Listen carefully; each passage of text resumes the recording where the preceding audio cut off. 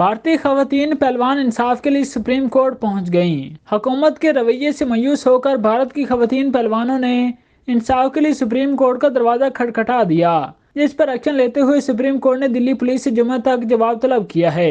نئی دلی کی جنتر منتر پر اپنے مطالبات کو لے کر احتجاج پر بیٹھی خواتین پہلوانوں کے معاملے پر سپریم کورٹ جلد ہی سماعت کرنے والا ہے۔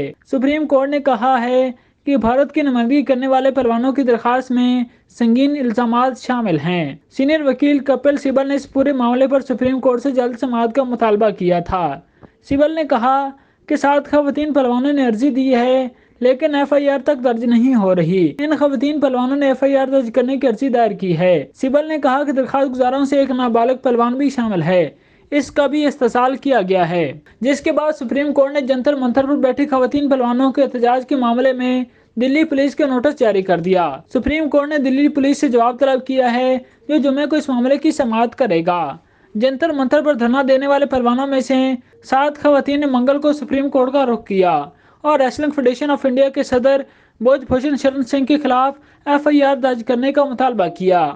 Chief justice of India D Y Chandrachud نے معاملے کو جمعہ 28 اپریل کو سماعت کے لیے مقرر کیا ہے۔ انہوں نے 7 شکایت کنندگان کے ناموں کی شناخت کو چھپانے کے لیے عدالتی ریکارڈ سے اسے حذف کرنے کا حکم بھی دیا، جبکہ سپریم کورٹ نے دلی پولیس کو بھی نوٹس جاری کیا ہے۔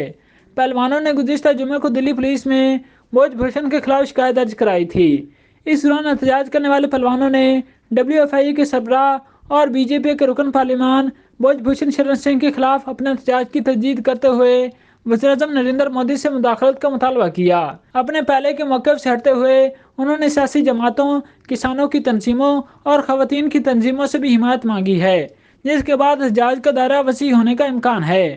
جنوری میں اپنے احتجاج کے دوران سینئر سی پی آئی لیڈر برندا کرات کی حمایت کے بعد پہلوانوں نے پارٹیوں پر زور دیا تھا کہ وہ اس احتجاج پر سیاست نہ کریں اور اس معاملے کو قانون کے مطابق حل ہونے دیں۔